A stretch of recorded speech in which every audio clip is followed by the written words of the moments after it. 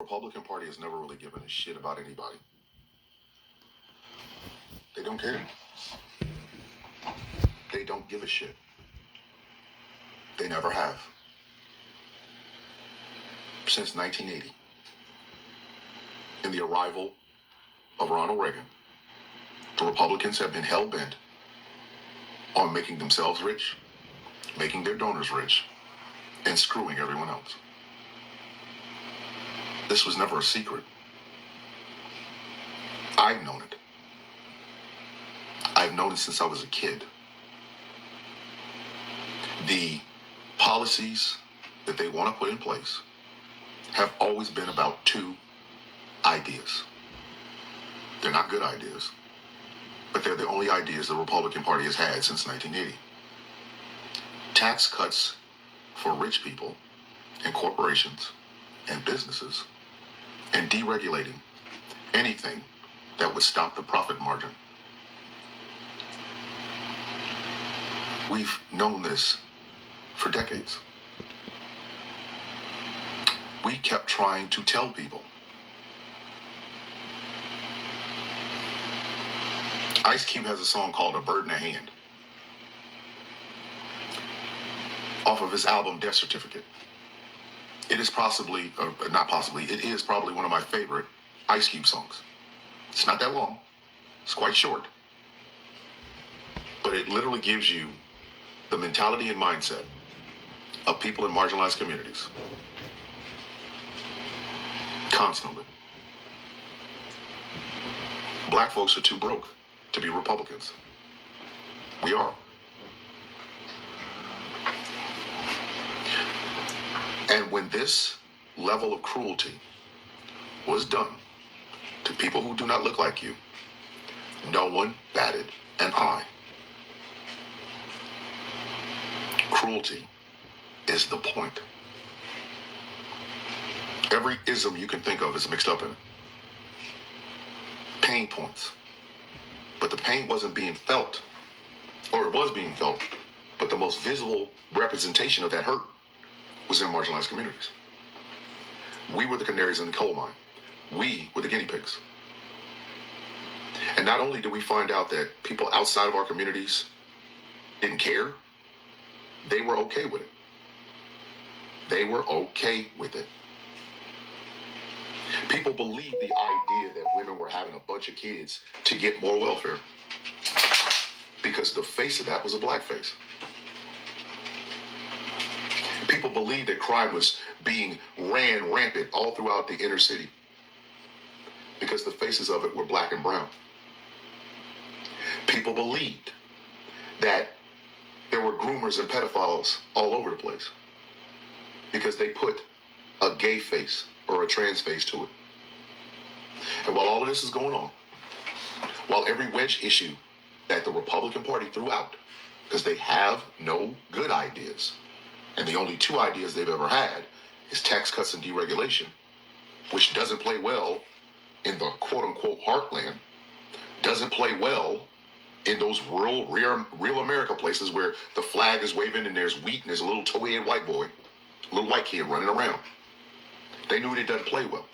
But they did know that if they scare you about the inner city, if they scare you about Mexicans, if they scare you enough about these crazy drag queens and gays and trans, that you would fall for it. And then they could deregulate. Which means if you got hurt at work, you had no recourse. They crushed the unions. Crushed them. And they did all of this in front of you. There's an old saying, the greatest trick the devil ever pulled was convincing the world he didn't exist. And that's what happened. MAGA is the clearest, newest, and most deadly strain of this mindset. People have died under that MAGA mentality. We have a bunch of loudmouth people who are not experts on anything that have become the leading voices of MAGA. And people take them and their word as gospel. And if you will take these snake oil salesmen as gospel, you will vote against everything you know you need. They did it in front of you. They were hiding in plain sight. MAGA's a disease. The man who currently sits in the White House has no reason to be there. But this is the second time he's done it. Why? Because MAGA people voted on wedge issues while screaming economics.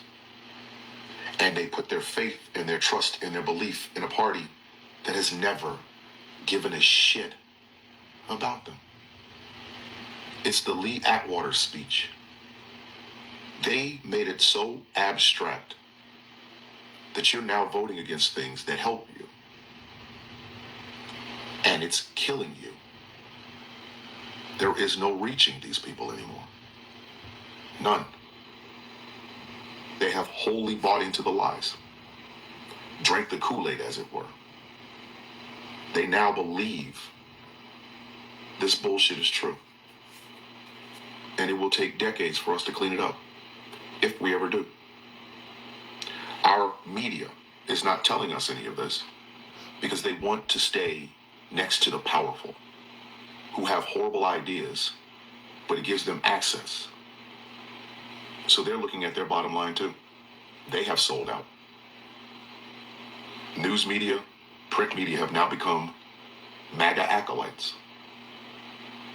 And for what? For what? Tax cuts and deregulation.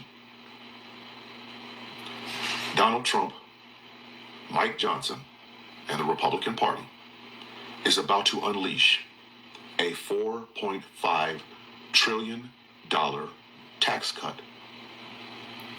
The only people that will benefit the most are the same people who signed up to tell you and people from the heartland that it was the gays, the blacks, and the Mexicans were the reason that you weren't getting ahead. And those tax cuts are going to destroy this country. The tariffs are going to bring a recession like you would not believe. Coupled with that tax cut, we are looking at Herbert Hoover's style Great Depression. We tried to tell y'all. We tried to tell everyone. But no one wanted to listen. MAGA is going to destroy this country. And there are going to be some people that are going to cheer for it. Because cruelty is the point.